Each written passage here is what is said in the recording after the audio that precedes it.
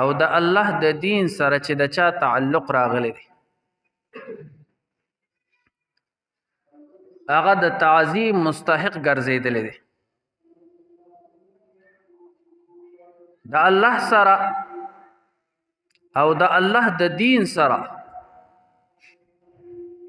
او د پاک پیغمبر سره چې د چا تعلق راغلی دی صاحب د تعظیم ګرځیدلی دی مستحق د تعظیم ګرځیدلی دی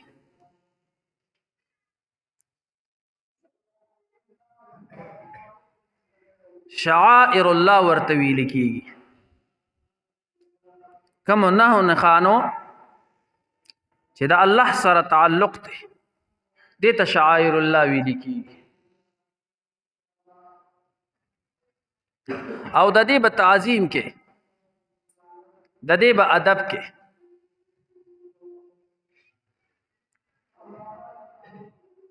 څومره پورې به ادب کې انسان پرېږده مکان پرېږده وخت پرېږده زناور چې الله پکې شعور هم نه دی ښودی نو الله ورله ګویایي نه ده ورکړی بلکې حکم دا دی چې دا څاروي راونیسه او په مرۍ وله چاړه راکاږه ستا دپاره حلال دی غوا ده میخه ده چیلۍ ده ګډه ده دا ټول تا ته د دې حلالول جایز دي او په مرۍ باندې وله چاړه راښکلی شي د پاسه پې سورلي کولی شي خو چې کله د دې تعلق د الله سره راغی او دا هدیه د حرم محترم وګرځېدله نو بیا ما او تا ته حکم دی چې د دې به تعظیم کې او د دې به ادب کې تعارض به ورسره نه کې دغه څاروي د حرم محترم دپاره هدیه وګرځېدله دغه زناور د حرم محترم دپاره بدنه ده هدیه وګرځېدله بیا به پې سورلي نه کې د دې به خیال ساتې د دې به تعظیم کې دا کوم آیات چې ما ولوستلو الله رب ذوالجلال دا د دې نه مخکې کوم آیاتونه دي نو هغه د قربانۍ د څارو او د قربانۍ په باره کې ورپسې الله رب ذوالجلال بیان فرمایي ذلك ومن يعظم شعائر الله دغه مخکینی چې تیر شو دا د هغې چا نه دي چا چې تعظیم وکړو د شعائر الله د شعائر الله نه دغه څاروي دغه ټیم کې مراد دي د قربانۍ د څاروي تعظیم دا دی چې دا به سرب اخلي د قربانۍ د څاروي تعظیم او ادب دا دی چې دا به روغ اخلي د قربانۍ د څاروي تعظیم او ادب دا دی چې دا به ښکلی اخلي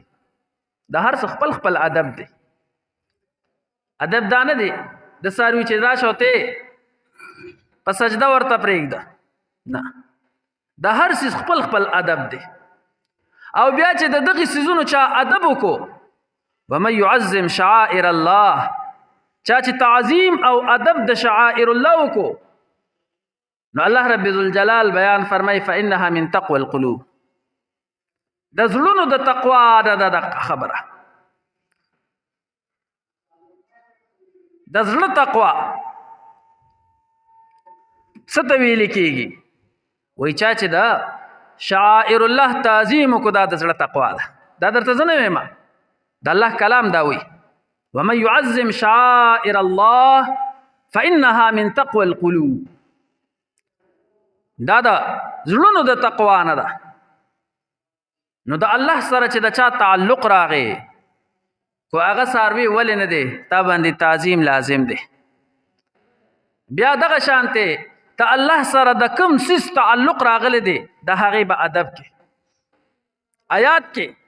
ما او تا ته دا اشاره ده چې ته به ادب کې د معظم سیزونو کوم سیزونو ته چې الله عظمت ورکړی دی د دې به ته ادب کې او چا چې د دې ادب ونه کو نو د ده زړه متقی نه دی. اصل د زړه تقوا دا ده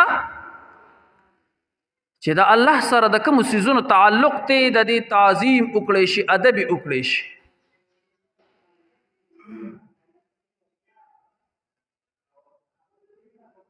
حضراتو او بیا چې د انسان ور سره تعلق راغی نو څاروی خو هغه دی د انسان د پیدې دپاره پیدا دی د انسان د خوراک دپاره پیدا دی د انسان د سورلۍ دپاره پیدا دی خو چې د دې تعلق د الله سره راغی نو ما تا ته وایي چې د دې به ادب کې او که چېرې د دې انسان ور سره تعلق راغی الله سره نو د هغې نه به بیا زیات ادب کې.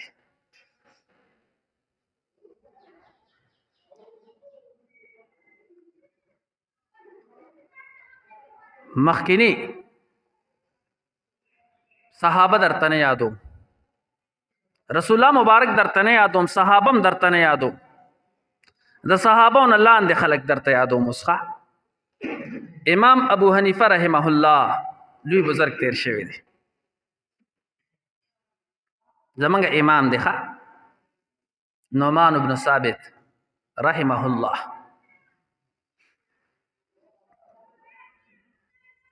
طالبانو ته درس کوي او د درس دوران کې دی بار بار پاسی کله چې درس ختم شو طالبانو ته پوښتنه وکړه وایي صاحبه تاسو دوران درس بار بار پاسېدی وقفه فوقفه تاسو پاسېدلې دا څه داسې خاص خبره وه چې تاسو پاسېدې. امام ابو حنیفه رحمه الله ورته وفرمایل وایي زه ځکه پاسېدم چې دا مخامخ کم ماشومان لګیا دي دوی لوبې کولې دغلته او د دوی نه به بال راغی دی مدرسې ته نو چې کله به بال مدرسې ته راغی نو دې پسې به یو ماشوم راغی او هغه ماشوم زما د استاد زوی دی نو ما به چې کله د خپل استاد زوی ولیدلو مدرسې ته به راننوتلو د امام ابو حنیفه رحمه الله مدرسې ته راغی بال اوچتولو دپاره عالم نه دی مکلف هم لا نه ځکه ماشوم دی خو د استاد زوی مې و نو کله به چې هغه بال پسې راغی نو زه به د دې استاد د دې زوی په تعظیم کې ودرېدلم.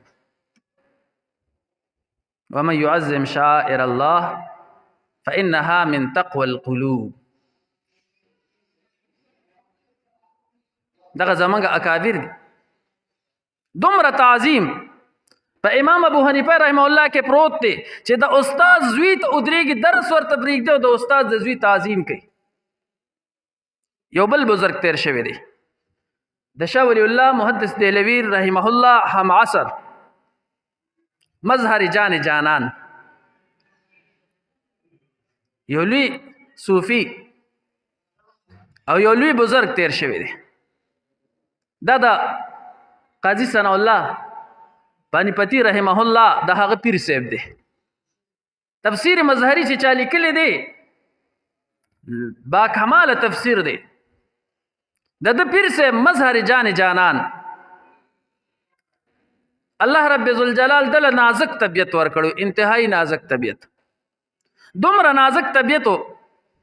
چې یو واري وای د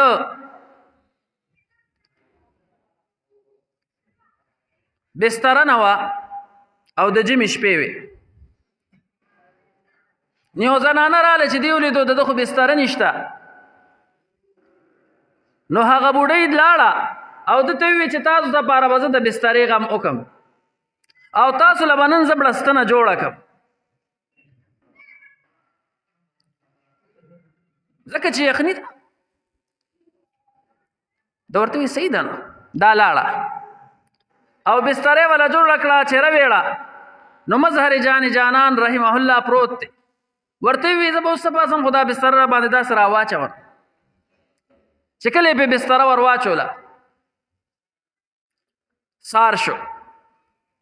مرید یې راغی ورته وی دا بستر اوچته که ټوله شپه مې خوب نه دی کړی تو ګوره په دې کې څه دي مرید یې اوچته کړه ګوري پکې هېڅ پکې نشته دی ځکه چې خو نوې بستره وه څه زړه خو هم نه وه ده ورته وی ماله پکې بېګا خوب نه راتو چې وی کتل ورته نو د بسترې دا ګیندې چې وي هغه لکه کږې وږې والې شوې وي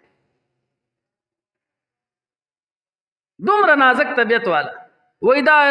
ګیندې کږې وږې وي د دې وجې ماله خوب نه راتو او یو وارې بادشاهي وخت راغی چې کله راغی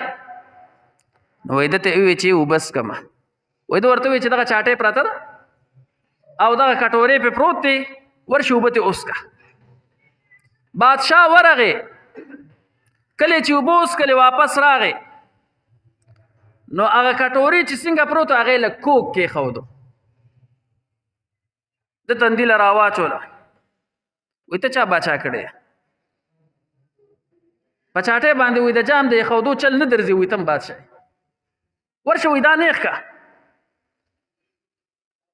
دومره نازک طبیعت والا خو راشه اوس ادب ته ګوره مظهر جان جانان رحمه الله ادب پکې څومره دی د استاز ټوپۍ ورته میلو شوه نو چې کله ورته د استاز ټوپۍ میلو شوه نو پټکي به چې په کومه ټوپۍ وو د هغې نه لاندې دا ټوپۍ ځان سره ایښودې وه او 15 کاله په دغې ټوپۍ باندې د پټکي به وو 15 کاله بعد دغه ټوپۍ راواغسته او په اوبو کې کېښودله چې کله په اوبو کې ښه هغه کم خیري و هغه ترې راووتل او اوبه تکې تورې شوې مظهر جان جانان رحمه الله راولګېدو او هغه اوبې توی نه کړې دومره نازک طبیعت والا چې دا زما د استاز ټوپۍ ده او د هغې اوبه دي هغه اوبې راواغسته او ټولې وسکلې دې ته ادب ویلې کېږي دې ته تعظیم ویلې کېږي ومن يعظم شعائر الله فإنها من تقوى القلوب چا چې تعظیم د شعائر الله وکړو دا د زړونو د تقوا نه ده الله رب ذوالجلال بیان فرمایي کو ته وایې چې زما دا زړه دی پرهیزګاره شي او زما دا زړه دی متقي شي نو د شعائر الله به تعظیم کې ادب به کې